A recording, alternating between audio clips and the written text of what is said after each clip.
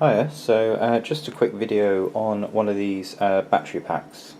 This is a 3600 milliamp nickel metal hydride. One of those ones for the Xbox 360 controllers, rechargeable ones. As you guessed, yeah, it's not the original, it's a cheaper one off eBay. Basically, this one doesn't hold its charge anymore. You can charge it up, but it will kind of go flat pretty quickly, or it will just lose all its charge, even if it's not plugged in to the controller at the time.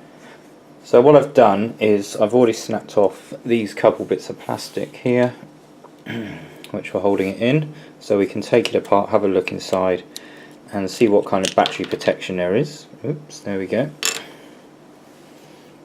So the little latch bit there has come off, and a little spring. There's a little circuit board there and our two batteries here. Take those out, and then these two are little plates that go at the bottom that obviously make contact when you've got it connected to your controller. So we'll take a closer look at what we got here. Okay, so here we are. So we got our two 1.5 volt cells. Now looking at these, that looks to me a lot like rust. That's interesting because this unit hasn't got wet at all. You can see there's some rust around there. Of course, that might be causing a slight short between this obviously being your positive and your outer casing is your ground. I'm just going to be running down here, so it may be that some of this is creating a slight short and that's why it's draining out. But that's interesting because it certainly hasn't got damp or wet here to my knowledge, so it must have been like that when it arrived. Now obviously I wouldn't particularly trust these unless you know what you're doing with them. I never left it charging on its own because of the fact it's just a very cheap unit.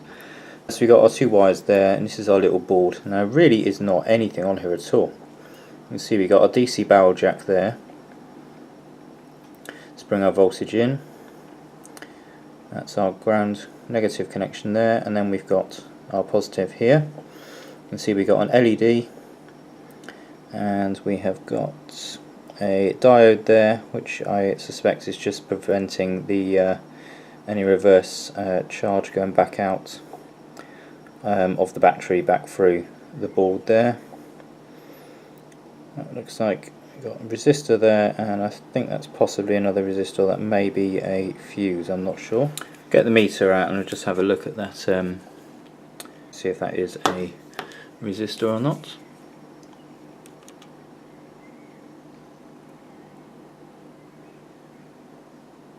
And yeah, there we go, 10k. So basically not really much to it, is there? Just the power coming in, going down along here. Let's have a look. So we got, that'll be our main ground plane, sorry, on the back of the board there. So we're going to have power coming in through here, we're going through the LED, diode, then out to the battery down there. That resistor there will be the one for the LED, as you can tell there. It's more than likely that one there, just to drop the power down. Now obviously what's interesting with this is the batteries are going to be 1.2 volt, I guess, maybe 1.5 volts each, so maybe 3 volts, and the input to this is going to be USB 5 volts. So I'm assuming that probably that bigger resistor there is likely to be the one to drop the voltage down a bit, going to the batteries.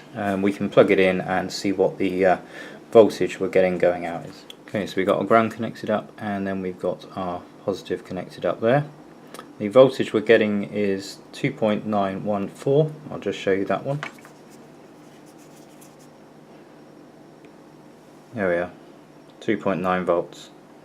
So that's fine. It is regulating the, well, crudely regulating the voltage down to 3 volts. It's going to the two battery cells, which is fine, I would assume, for charging. But as you can see, what we don't have is any kind of thermal protection if the device batteries get too hot. Doesn't look like there's much in the way of short circuit protection apart from that one diode there. So yeah, wouldn't particularly trust it, you know, leaving it charging while you're not around. And obviously probably best not to really buy one of these cheap ones, as I found out they don't last very long and then they start to lose their ability to hold charge. So yeah, that was just a quick video really, just to have a look and see what's inside this, since you know, it was dead anyway, so I thought, well yeah, take it apart, have a look, and then I shall dispose of it the correct way. We don't want them going up in flames, do we? Cheers.